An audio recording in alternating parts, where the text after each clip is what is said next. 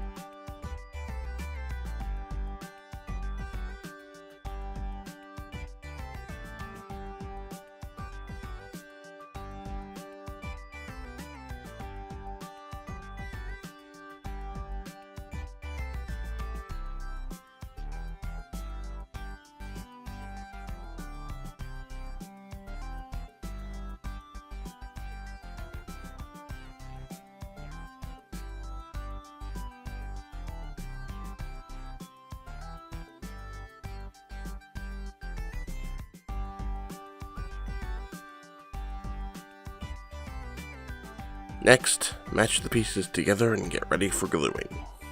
You'll want to choose similarly sized pieces, and you'll only want to match tender to tender and tough to tough, but we're going to cook them separately.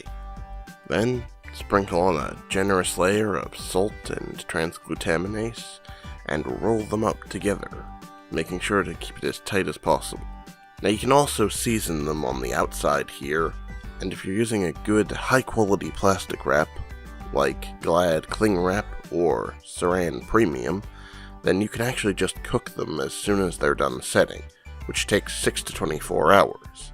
But in my case, I decided to separate these steps, to set the transglutaminase first, and then return and season them.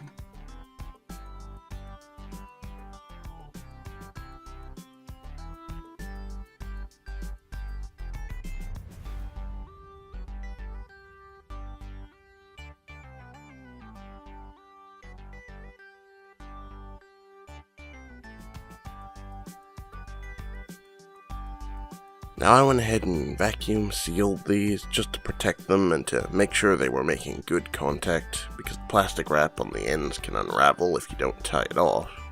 And then I refrigerated them for at least 6 hours, though you can go up to 24. Now once they've rested and the TG is set, we're going to take them out of their wrap and trim them up a little bit. At this point we're mostly doing this for aesthetic purposes. We just want to really nail in that tenderloin shape.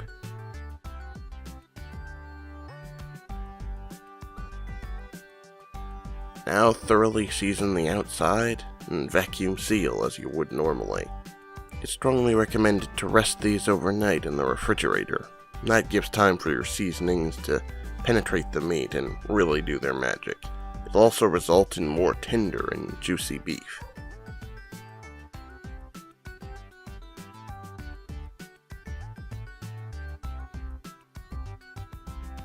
Then comes the cooking. Now, you can cook these at your desired temperature. The tender ones, well, they're ready to be cooked pretty much immediately, the same way you would any other steak. Though I do recommend cooking them for at least 4 hours at 132, and that's for food safety reasons. Because the meat's been glued together, it has to be treated a little bit differently than a single piece, so you definitely want to pasteurize it.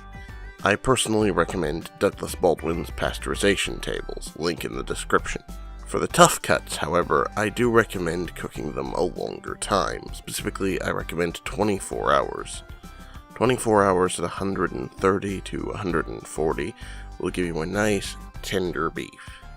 You can also do the more tender pieces at that as well, and they'll become almost fall-apart tender.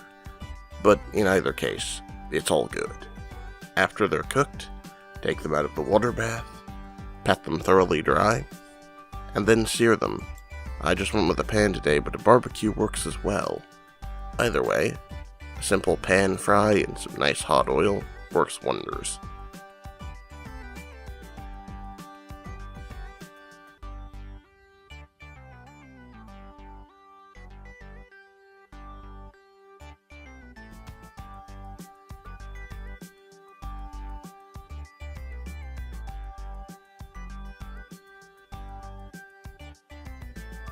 As you can see, this tender piece I'm slicing up here, incredibly tender, and this was only after just a couple hours in the bath. Now you may notice it's not super pink. That's just kind of how petite sirloin is. It's a very light colored pink, even when it is fresh, and it almost never looks red after it's been cooked, even when it's only been cooked for a short time. Don't worry too much about it though, as it was still moist, tender, and delicious. And that's it. I hope you enjoyed this, and you'll give it a try soon. If you like what you see, consider subscribing and liking the video. It helps more than you think. Adios, and happy cooking.